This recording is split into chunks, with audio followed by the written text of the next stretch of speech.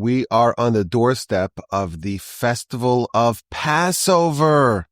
Pesach is coming up this week, and this is, of course, the festival that commemorates and relives the founding event of our nation. Our people went down to Egypt and were tormented and enslaved and oppressed for many, many years.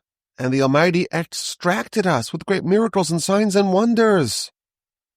And we left on the 15th day of Nisan, and that day, and that 7-day period really, was established as the festival of Pesach to remember and relive the wonderful miracles that the Almighty did for our people. So, of course, there's a lot to talk about, and one of the ways I like to talk about a lot of different things is to give a little snippet, a little taste of some of the various different ideas that intersect on this holiday. Of course, we have the Seder, the Seder the first night, the Seder the second night. We have the splitting of the sea. We have the 10 plagues. We have the matzah and the chametz. There's so much going on. We have the whole theme of enslavement and redemption. The Exodus is mentioned dozens and dozens of times in the Torah. There are so many mitzvos that we say, Zecher li'etzias Mitzrayim, even mitzvos that don't seem to be directly related to the Exodus are attributed to the Exodus. This is the founding. There's so much here. And what I wanted to do is to kind of take a little snack in some of the different areas and to frame the discussion with 5 different questions. 5 different questions that can help us maybe dig a little bit deeper into the upcoming festival of Pesach, of Passover. And we start with the matzah. The matzah is what we eat. The chametz is what we do not eat. What is the difference between matzah and chametz? Very little. In fact, how do you spell the word matzah? Mem, tzadik, hey. How do you spell the word chametz? Also, mem, tzadik, but instead of a hey, it's a ches. What's the difference between a hey and a ches? It's a tiny drop of ink. The chametz and the matzah are so close, they're adjacent to each other. The slightest of differences between these two words, and one of them is this incredible mitzvah that's called the bread of faith that brings you all the way back 3,300 years ago, back to Egypt, back to Moshe, back to the miracles and the triumphs over Pharaoh, the 10 plagues, and what we were eating then. And one of them is something that's so prohibited we cannot eat it. If someone, God forbid, eats chametz on Pesach, the Torah tells us they are cut off from the Jewish people. It's a sin that causes disenfranchisement. And what's the difference? Very, very little. If you start making matzah, and it's 18 minutes and 5 seconds as opposed to 17 minutes and 55 seconds from when you began to mix the water and the flour, those 10 seconds turn the would-be matzah into chametz. Matzah and chametz, leavened and unleavened bread, are exactly the same. They even spell the same, chametz matzah, just one little difference, slight difference. They both are composed of flour and water. And the only difference is just slight difference, a subtle, slight difference differentiates between the two. And this maybe is one of the overarching themes of the festival. In fact, it is called Chag HaMatzos, the festival of matzah, or of matzos, of multiple matzah. And it maybe reveals to us that the difference between redemption, salvation, exodus, and enslavement is maybe very subtle. It's maybe finer than we would have otherwise thought. The difference between us freeing ourselves of the various pharaohs ruling over us today and us accepting the dominion of God and achieving ultimate existential freedom, it is very subtle. Chametz versus matzah. And what's interesting, and this is going to be question number 1, is where does this first appear? Where does matzah first make its appearance in the Torah? The first person to bake matzah that we are aware of is a man named Lot. Lot is Abraham's brother-in-law and nephew. He's Sarah's brother. And he is following Abraham along the same path, but then they diverge. And Lot goes to Sodom and Gomorrah. And the Almighty is fed up with Sodom and Gomorrah. They're too sinful. They're beyond the point of no return. It's time to overturn them. He sends some angels. Go overturn the city, but save Lot. And they arrive to the city, and Lot meets them, and Lot is still influenced by Abraham, and he sees guests, and he runs over to them, and he says, "Come, let me feed you, let me take care of you." And they said, "No, we'll stay in the street, we'll sleep here, we refuse, we politely decline." But Lot is persistent, and he pesters, and he insists, and they come to his house, and he makes them a feast. Chapter 19 of Genesis, verse 3, Umatzos alfa, and he baked matzos, and they ate it. And Rashi says, why did he bake matzah? Abraham baked bread. Why did he bake matzah? Rashi says two words that make our head spin. It was Pesach. That's it. It's Pesach. And everyone has lots of questions. Wait a minute. It's Pesach. Abraham doesn't even have a child by that time. Isaac isn't born, Jacob isn't born, Levi isn't born, Levi's sons aren't born. Like, we're so far away. We're generations and generations away from going down to Egypt, much less leaving Egypt. Yet, this is the day of Passover, or the day that in the future will be Passover. And therefore, Lot somehow knows that the appropriate thing to do right now is to bake matzah. If you do the calculation, this is exactly 401 years before the Exodus. Exactly 401 years. How come? It's a bit complicated, but those same angels previously were by Abraham, promised Abraham that in a year they will have a son, Abraham and Sarah. And indeed, Isaac was born exactly a year later. And we know that the birth of Isaac was also on the day of the Exodus, but it was exactly 400 years prior to the Exodus. So this is 401 years prior to the Exodus. So how Lot knew what he knew is a very interesting question. But it is fascinating that the first person who bakes matzah in the Torah, the first person who exercises that we know of, who exercises an act of Exodus, is Lot. Now, Lot's a very complicated figure. On one hand, he departs from Abraham, goes to Sodom and Gomorrah, loses much of his family there. But he does have some redeeming qualities. He's like Abraham welcoming guests. And he is actually an antecedent of Messiah. How so? Because when he leaves Sodom and Gomorrah with his two daughters and his wife initially, she turns around and it doesn't end well for her. They leave and they assume that the whole world is destroyed in a way similar to what happened in the flood. And they're in a cave, and his two daughters say, well, what's going to be? We have to have continuity to the world. And on successive nights, they sleep with their father, and they bear two sons, the forebearers of the nations of Ammon and Moab. So all Moabites come from this consanguineal relationship, this incestuous relationship. And we know the most famous Moabite is Ruth, the great-grandmother of King David and the matriarch of Messiah, and thus Lot, in this weird, twisted way, Lot is the grandfather, the great-grandfather, the antecedent, the ancestor of Messiah. Now, it's also interesting, if Lot baked them matzah because it was Pesach, well, what else happened that night?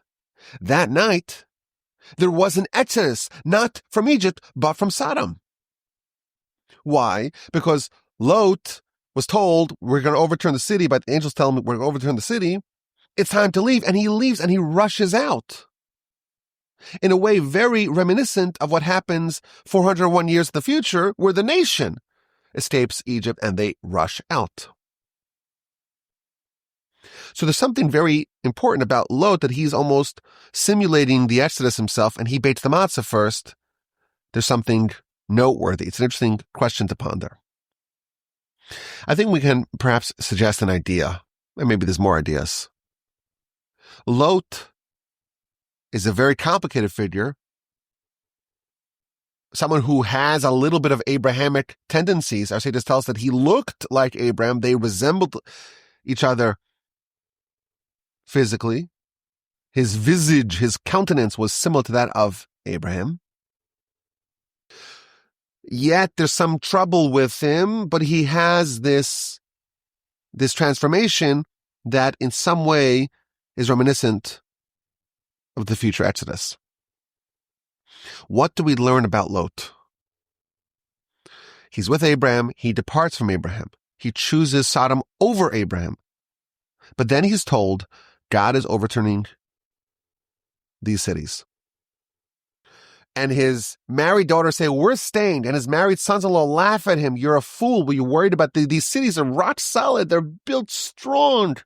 These are the most powerful and rich, affluent cities in the world. We're not worried. They thought he was an absolute lunatic to worry about the cities being destroyed. But Lot made a decision. He made a decision to leave Sodom. That's where he went, that's where he chose, and that's where he abandoned.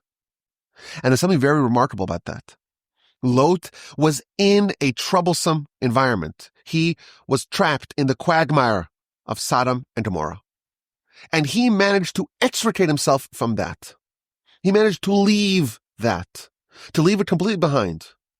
And that act of being in a bad situation and uprooting yourself, no matter how painful it is, and no matter how ridiculed you are, to leave and to go out and to depart and to forfeit and abandon your place of comfort, to choose something better and something new, even though it's painful and difficult, that outrageous act of change is a story that symbolizes the Exodus for us. Lot was troublesome. There's problems with him. We see his story is quite ignoble. It's not something that we want to emulate. But there's still something very remarkable, and there's a little picture, a little window into the transformation of the Exodus in the story of Lot. Matzah is about leaving something behind. Leaven stays outside of the matzah. There isn't a speck of leaven in the matzah. Our sages tell us that the leaven is emblematic. It resembles the Yetzer Hara, the evil inclination, the foreign god, the Pharaoh within us. When we choose matzah over chametz, we're saying we don't want any leaven, we don't want any of the Yetzer Hara, we don't want any of the foreign god, we don't want any of Pharaoh. Not a speck of Pharaoh remains. Lot symbolized that, not a speck of Sodom remained. The central element of the Exodus and Matzah and Pesach is to leave the person that you were yesterday and to embark on becoming someone, something new. It's a story of change. And Lot is a very good person to represent this. He had all sorts of other problems that maybe he did not escape from. And that's well documented. His story is well documented in the Torah. But he left Sodom. He changed. And that is an example of what we're trying to do. There are great people. There are pristine people in our story. And then there are troubled, checkered people in our story. Even the troubled, checkered Lot had a transformation on Pesach, and he baked matzos, and he achieved a measure, a modicum of Exodus on that night. This is our marching orders for this festival: to change, to leave Egypt behind, whatever that may be, to leave Pharaoh behind, to leave the Yetzer Hara behind, to leave Sodom behind. And unlike Lot's wife, leave it behind and don't look back. It's one idea. It maybe seems to be a tangential idea. Lot's role in Passover and the matzah story and why that's significant. But that's what we're trying to do, to get a little flavor of some of the different ideas. Let's move on to question number 2. Pesach. What does Pesach mean? It means pass over. What does pass over mean? It means to jump, to skip, to pass over. What does that have to do with the Exodus?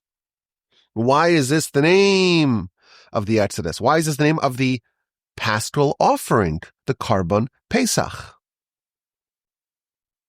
Well, when it was time for the Exodus, we have a whole nation amidst another nation. 2 nations that are interwoven and interconnected. And there's very little difference between the Israelites and their Egyptian neighbors. They're both idolaters. But one group says we want to re-embrace the values, the traditions, the morals, the God of Abraham. And we're willing to do what it takes to leave. And they select a paschal lamb. And they affix it to their bed. They tie it to their bed. And they watch it for 4 days. And then they slaughter it, notwithstanding the fact that this animal was the deity worshipped by Egyptians, both the actual Egyptians and their Israelite emigres. And then they take the blood and they smear it on their doorposts and on their lintels. And they close their door and they don't open it. In every Jewish family that did that, when God was sweeping through Egypt, killing every firstborn, he passed over the houses that had on their door that blood. He jumped, he skipped those houses. And this is why the festival is called Pesach. That's why it's called Passover. Because God jumped, so to speak. This seems like a very side point, a tangential point to the story. It's a sideshow to the Passover Exodus story. Why is this the name of the festival? So if you look at Exodus chapter 12, verse 11, we have a description of how the paschal offering is supposed to be eaten. You have to be all dressed, Moshe tells the nation. You have to have your belts buckled and your shoes on your feet and your walking stick in your hand. You are ready to go. You don't leave any time to get ready. You have to be ready. And you should eat it b'chipazon, very fast in a hurriedly manner. Why? Because Pesach hu Hashem, it's a Pesach, it's Passover. Now, what does that mean? So Rashi says that the paschal offering, the Passover lamb, both the one that they brought in Egypt and subsequent ones, it's named the Passover lamb because of God jumping, God skipping. Because God would jump and skip over the homes of the Israelites. You have 2 neighbors. One's an Egyptian, one is an Israelite. They're neighbors. They're maybe indistinguishable. But God leaps over, jumps over, skips over, so to speak, the home of the Israelite and strikes the Egyptian neighbor. And if you have a Jew between 2 Egyptians, strikes the Egyptian, jumps over the Jew, strikes the Egyptian.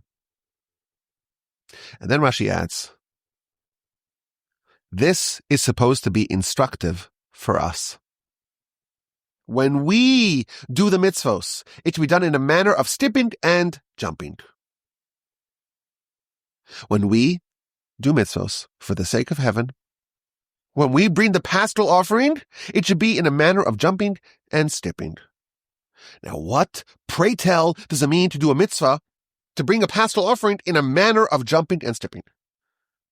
What does that even mean?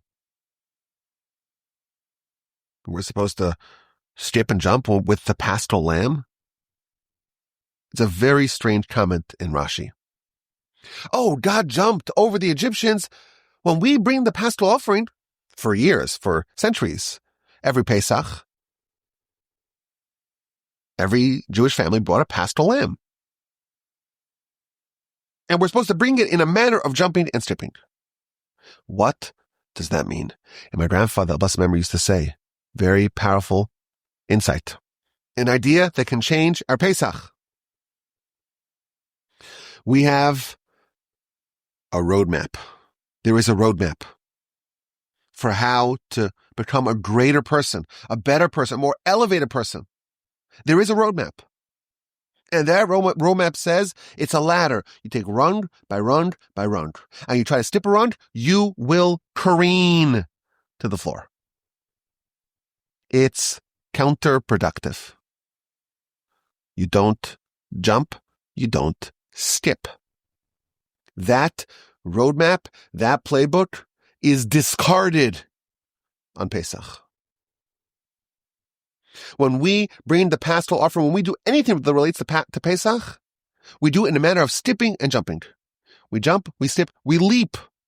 We leapfrog levels that otherwise would be dangerous to do. The nation, our sages tell us, right before the Exodus, they were on the brink of spiritual destruction. They were on the 49th level of impurity.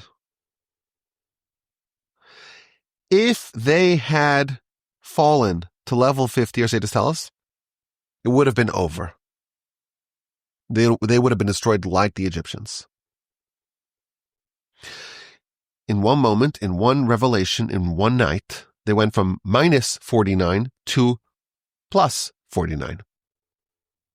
In one brilliant flash, a leap, a transformation, a giant, great leap forward. And it wasn't harmful. It wasn't destructive.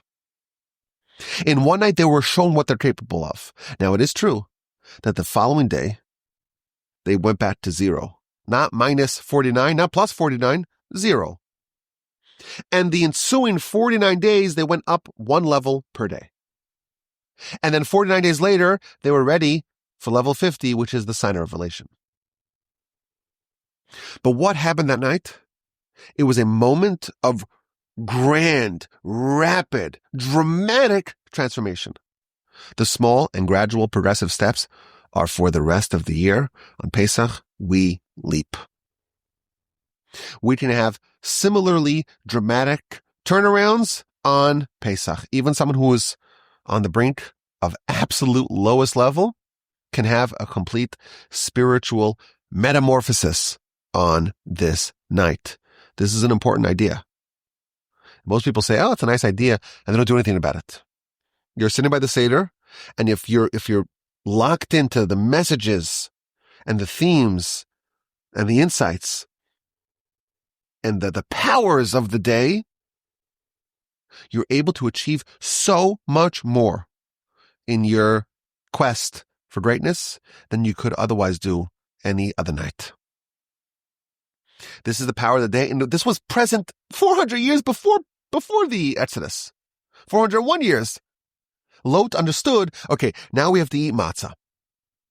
Because that's one of the ways to really get in our head what we're trying to do. We're trying to clean away all the leaven, all of those foreign gods, all those things that are taking over, that are encroaching, that are metastasizing within ourselves. All those things, we have to remove it. And that's one of the ways that we can kind of channel and experience and absorb some of the transformative powers of the night. Normally, you gotta use a scalpel. I know this is an analogy. You don't use a chainsaw normally. It's a scalpel. This night, you pull out the chainsaw. Dramatic leap. That's the order of the day. Let's move on to the third idea. The Jewish people were enslaved in Egypt for how long? For a long time. Now, why were they enslaved? What did they do wrong to be worthy of this? That's a very serious question. And this question is addressed, of course, in the Talmud. But what we know for sure from the text of the Torah This was in the cards for a very long time. In fact, chapter 15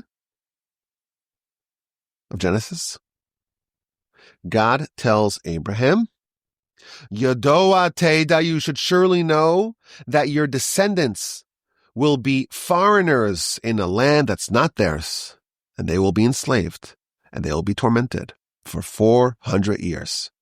And then they'll leave with great wealth, and the nation that will oppress them, I will judge. This is by an event called the Bris Bein Absarim, the covenant between the parts. Now, by the way, that happened, this covenant, on the same day, Passover.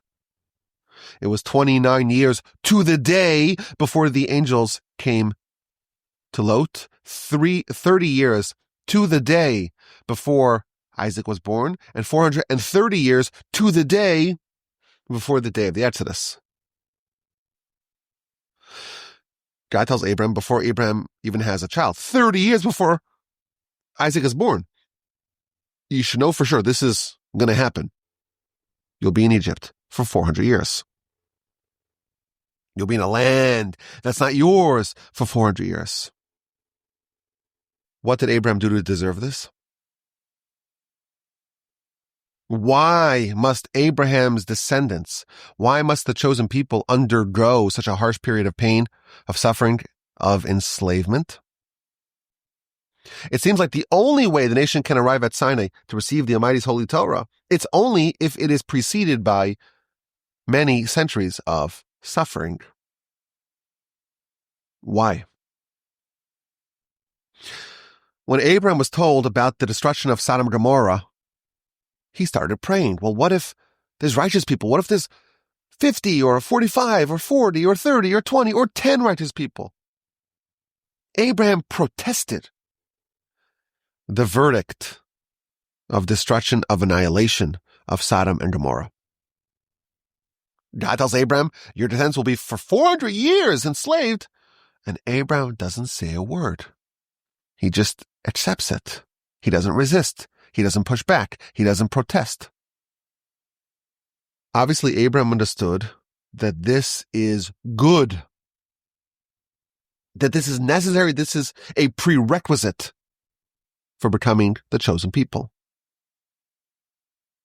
In fact, in chapter 4, verse 20, it's an easy verse to remember, 4:20, in Devarim, in Deuteronomy, the description of the centuries in Egypt is a kur habarzel, an iron crucible. What does that mean, an iron crucible? Rashi tells us it's a vessel in which you purify gold. What was it like in Egypt? It was something similar to the experience that gold undergoes when it is put in an iron crucible and it's purified. You want gold, but it's mixed in with all sorts of alloys, all sorts of contaminants. And you want to remove those contaminants. It's not pleasant. Nobody wants to be in 200 or 2000 degree Fahrenheit heat. But ultimately it's beneficial because now you emerge as more pure and refined gold. It seems like when Abraham is told about it, when he doesn't resist, and when post facto, when there's the retrospective of the Egyptian experience, it's described as some transformation that is resembling the purification of gold. This was constructive. This is the only way the nation can emerge as pure gold. The only way that the nation can be deserving of Sinai is if they underwent this experience. And the answer, the explanation, is one that you won't like. And you'll say, no, I can have it even without that. But this is the only way that it can be done. And this is a bigger discussion. Again, we're just trying to get a little snack here. A little Passover hors d'oeuvre. A little taste. A little something to just get a little flavor. But this is the idea. When God came to give the nation the Torah, he went to every other nation. Do you want the Torah? Well, what's in it? Don't murder. Don't murder. No, that's what we have. That's what we do. Sorry, we can't accept it. What's in it? Don't steal. What's in it? Have morals and ethics and values and fidelity. Sorry, not for us. He comes to the Jews, Na'aseh v'nishma. We will do and we will listen. What enabled the nation to say Na'aseh v'nishma, which is the only possible portal to Torah? It was only because this nation was trained in how to be subservient, in how to be completely subservient. Torah is only possible to be accepted by those who say, God Almighty, I accept everything without any questions. You need to be trained for a very long time to be able to do that. If you're not trained, if you hadn't experienced centuries of training, you're not able to do that. If there's a convert, potential convert, who says, I accept every single mitzvah, with the exception of one. There's only one mitzvah out of the millions of mitzvahs. There's 613 categories of mitzvah, but there's really millions of mitzvahs. There's one mitzvah I don't accept. I'm 99.9999999%. I accept wholeheartedly. One thing I don't. You know what that potential convert is told? Bye-bye. You're not a candidate. You have to have total acceptance. You have to simulate, again, Na'aseh v'nishma. We will do and we'll listen, and we're not going to ask questions. That's the only way, the only portal to Torah.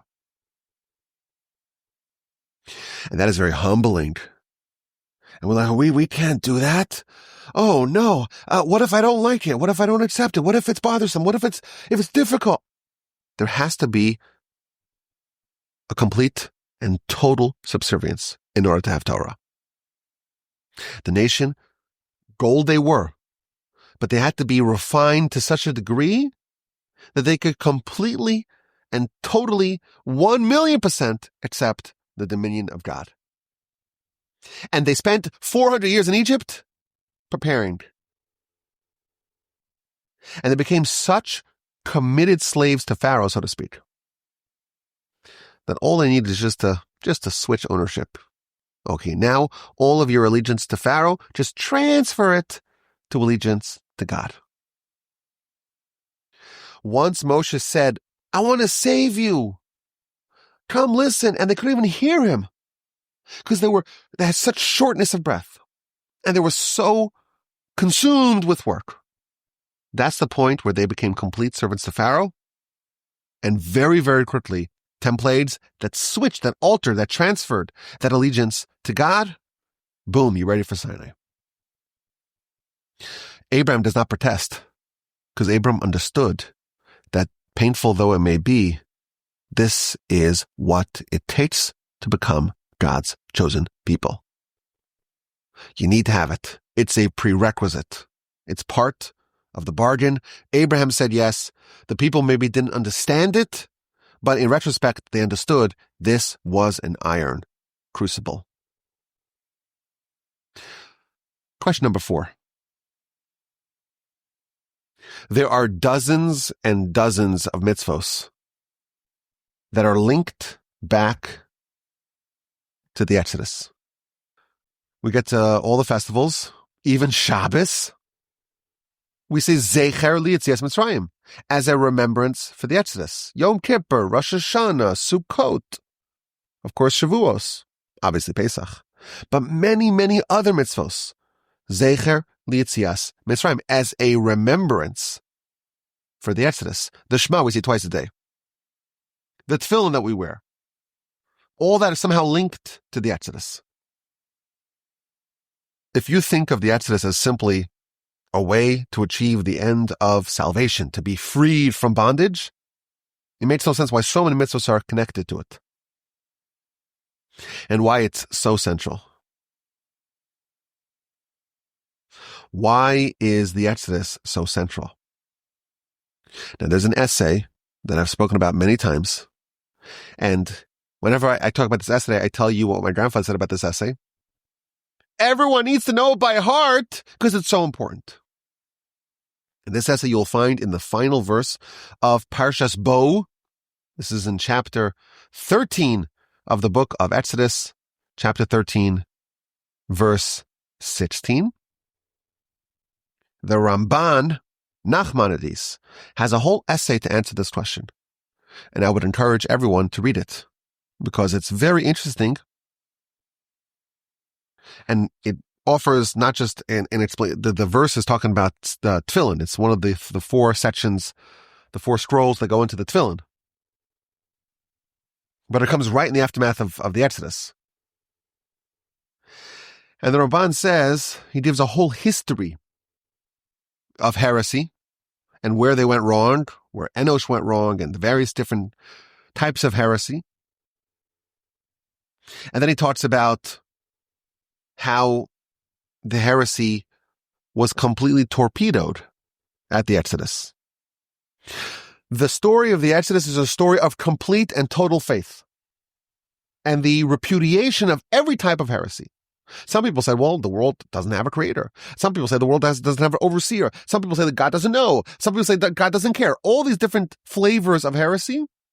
Some people say that God doesn't communicate with humanity. There's no prophecy. Different types of heresy, and each one of them was addressed in the Exodus story. And God does not do that for every person.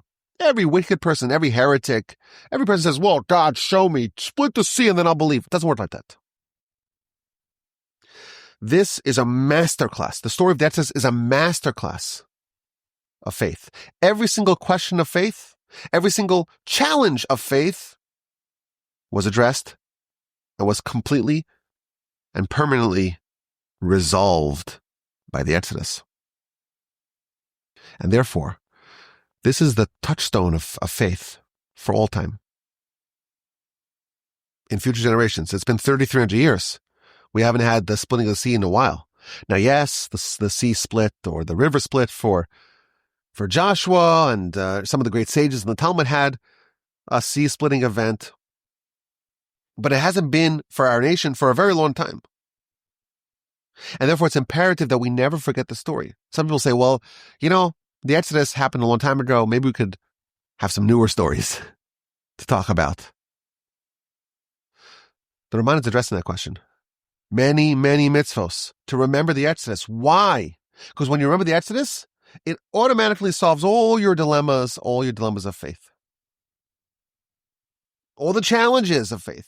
God doesn't exist. The world existed forever. God doesn't know what's happening. God doesn't care what's happening. God does not communicate to us. All those things, God doesn't have mastery over nature.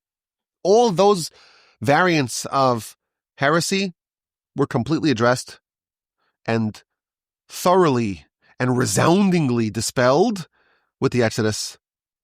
And that's why it's telling us everything we need to know about faith. And that's why we revisit every angle of the story. Every beat in this march is repeated, is relearned, relived, because doing that gives us that touch point with total faith. It's a very important essay. I would encourage everyone to read it because my grandfather said, you have to know it by heart.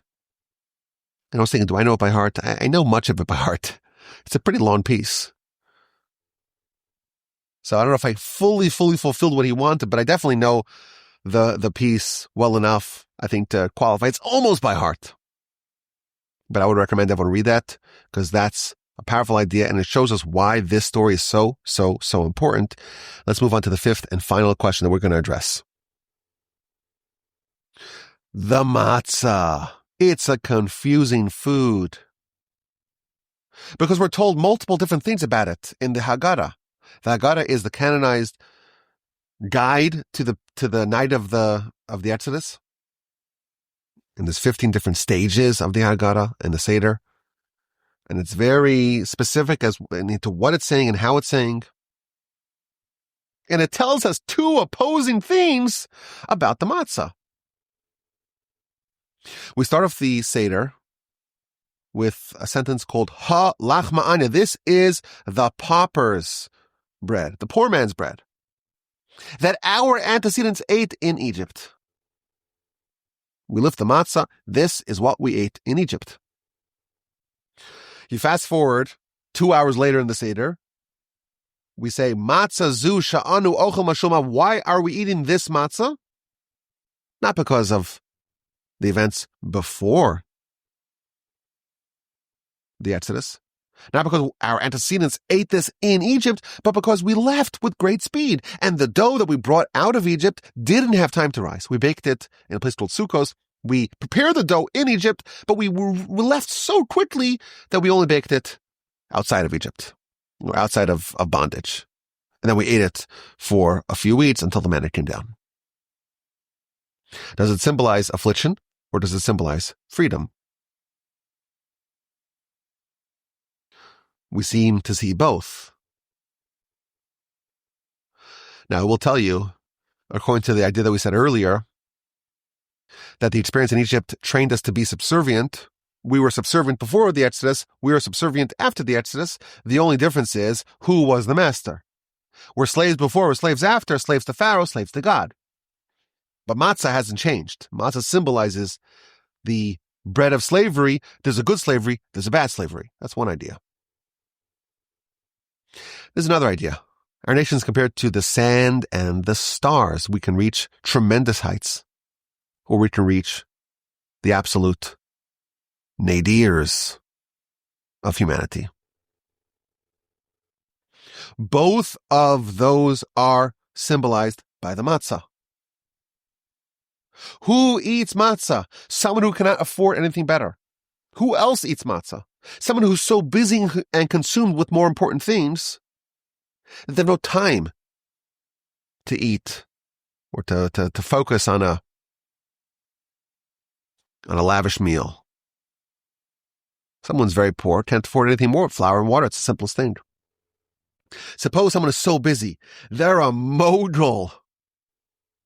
They're making a ton of money. They're on top of the world.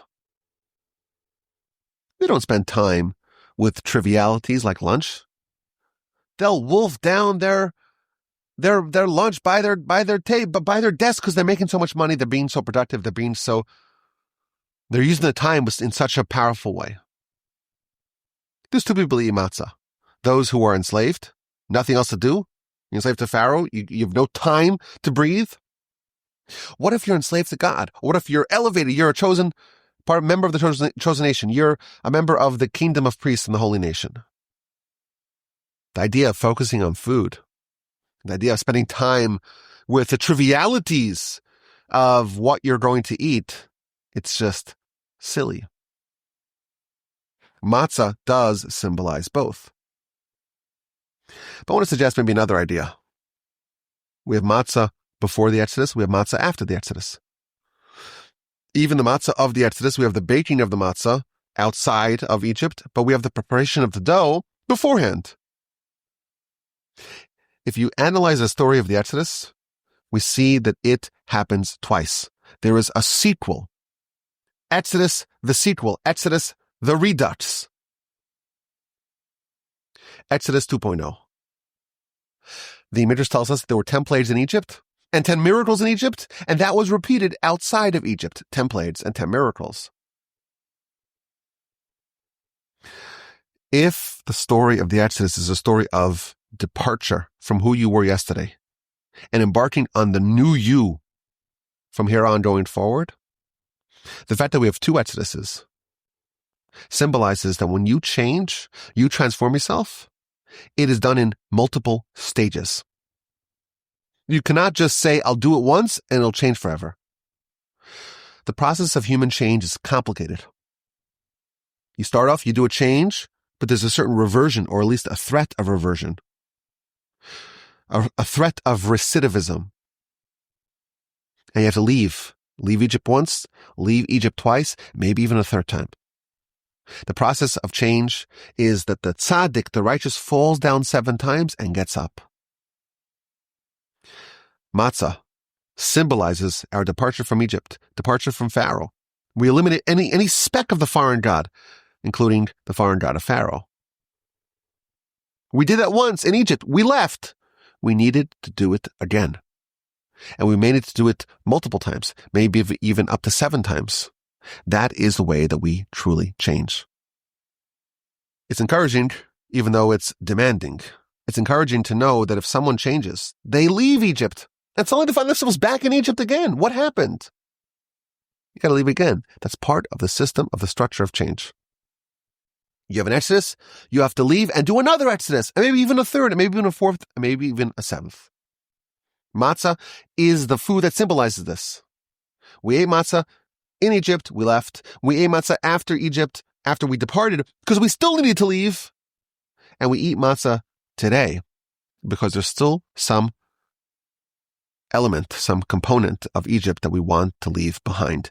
It's normal to be going at this for a long time. There will come a point in time where, please God, we will not have to leave Egypt anymore.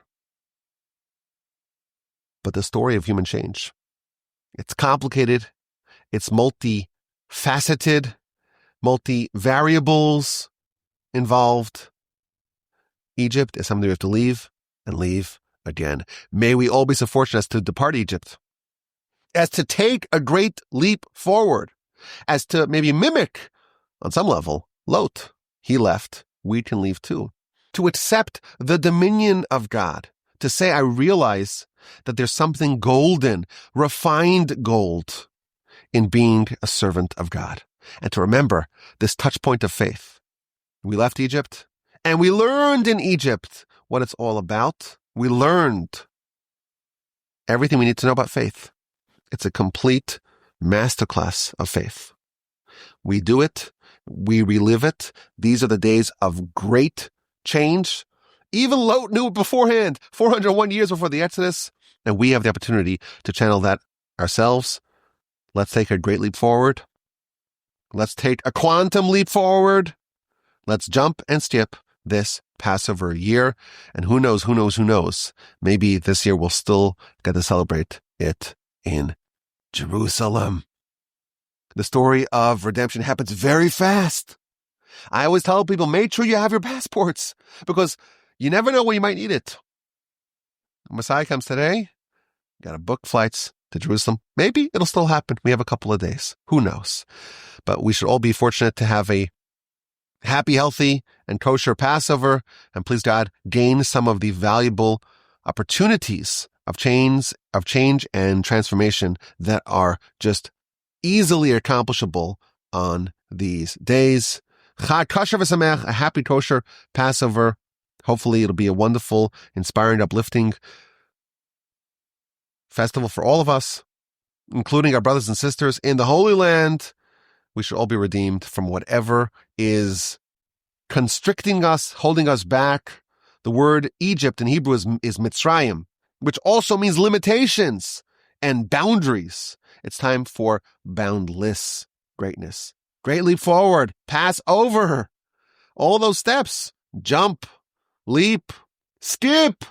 That is the order of the day. My email address is rabbiwolbe@gmail.com. I look forward to your questions, your comments, and your feedback.